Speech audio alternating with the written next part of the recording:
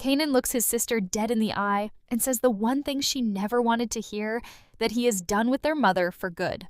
But what nobody saw coming is how Jukebox reacts. She doesn't yell, she doesn't cry, she just stares back at him like she already knew this day was coming. And that quiet moment might be the scariest part of this whole clip. By the time we reach this scene in Raising Kanan Season 5 Episode 3, the Thomas family is already falling apart in slow motion. Rak has been pushed out of Southside, the streets she used to control like her own backyard.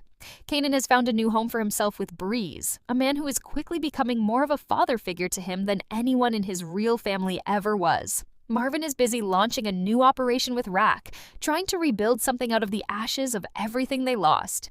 And in the middle of all this chaos sits Jukebox, the one person in this family who has somehow managed to stay clean, stay level-headed, and stay loved by everyone, even when everyone around her is making one bad choice after another. She is the glue. She is the one person Kanan still talks to honestly, or at least more honestly than he talks to anyone else. So when Kanan sits her down and tells her he is completely finished with Rak, it is not just a brother venting to his sister. It is a crack appearing in the last stable relationship this family has left. Jukebox has spent years trying to keep everyone close, trying to remind Kanan and Rak that they are still mother and son, no matter how much damage has been done. But this time, Kanan is not asking for her opinion. He is not looking for comfort. He is telling her how it is, almost like he has already made peace with cutting his mother out of his life completely. And the timing of this conversation makes it even heavier, because it comes right after Kanan shot and killed his own uncle Lulu, a death that everyone in the family is still grieving, and a death that Kanan has never once shown real guilt over. While Marvin is consumed by grief and a hunger for revenge, while Rak is breaking down behind closed doors trying to scrub blood off the walls, Kanan is sitting across from Jukebox, acting like the real victim is himself. That is the tension simmering under every word in this clip. Jukebox is not just hearing her brother complain about their mom.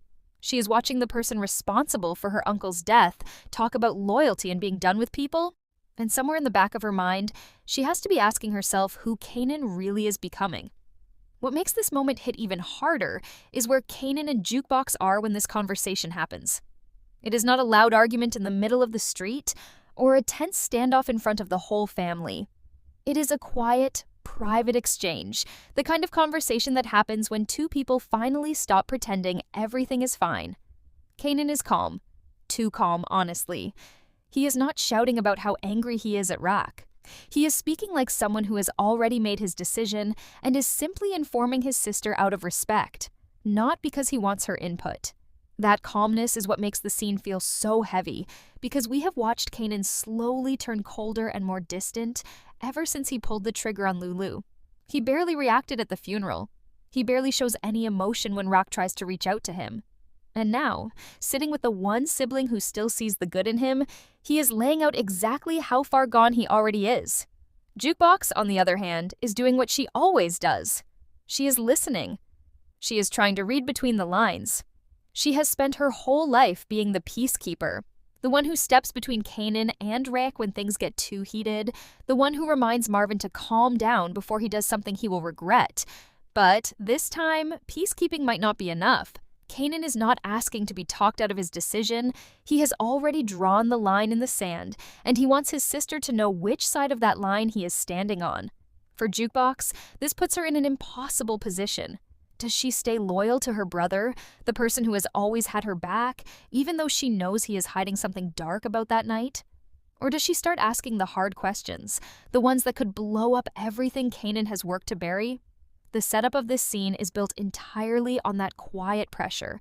Two people who love each other sitting in the same room, both holding back the full truth of what they really know and really feel. Now let's get into the actual back and forth between them, because this is where the real weight of the scene comes out. Kanan does not hold back when he tells Jukebox exactly why he is done with their mother. He brings up everything, the years of being controlled, the violence, the way Rak has always made decisions for him instead of letting him live his own life. And now, on top of all of that, the guilt and danger hanging over him because of what happened to Lulu. But here is the thing that should not be ignored.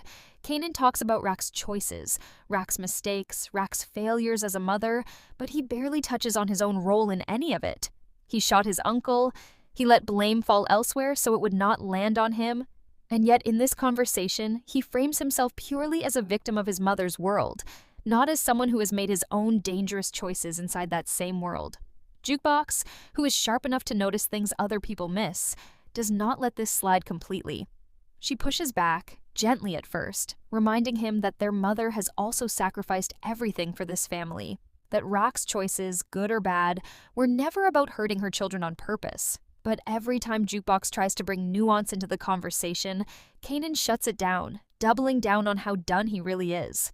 This back and forth is not loud or dramatic on the surface, but every line carries weight, because we as the audience know something Jukebox does not fully know yet, or maybe is starting to suspect. We know Kanan pulled that trigger. We know he has been quietly building a new life with Breeze, away from his family's watchful eyes. So when he tells Jukebox he is done with Rack, it almost feels like he is also slowly becoming done with everyone, including her, even if he does not say it directly. The conversation becomes less about Rack and more about who Kanan is turning into. A person who cuts people off the moment they become inconvenient or dangerous to his secrets. What gives this scene its real punch is everything we already know is coming for these two characters, because longtime fans of the Power universe know that Jukebox does not stay this caring, understanding sister forever. She eventually hardens into someone just as ruthless as the people around her, and in the most painful twist of all, it is Kanan who eventually ends her life years down the line. So when we watch this quiet, almost gentle conversation between brother and sister, there is a heavy shadow hanging over it that the characters themselves cannot see. Jukebox is trying to hold on to the brother she has always known, the one who used to need her, the one who used to listen to her advice. But this version of Kanan sitting in front of her is already changing, already pulling away, already choosing loyalty to Breeze, and to his own survival over loyalty to Blood. Every calm word he says about being done with Rack could just as easily apply to anyone else in his life who gets in his way later on, including Jukebox herself. The showrunners have already confirmed that this final season is going to fully explain how Kanan ends up taking Jukebox's life in the original series, which makes a scene like this almost impossible to watch without feeling a knot in your stomach. It is not just two siblings talking about their messy family.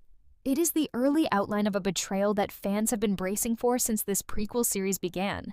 The real question this scene leaves hanging in the air is simple but painful. Is Jukebox slowly losing the brother she has always protected, or is she the one who is about to be put in danger by getting too close to the truth he is trying to bury?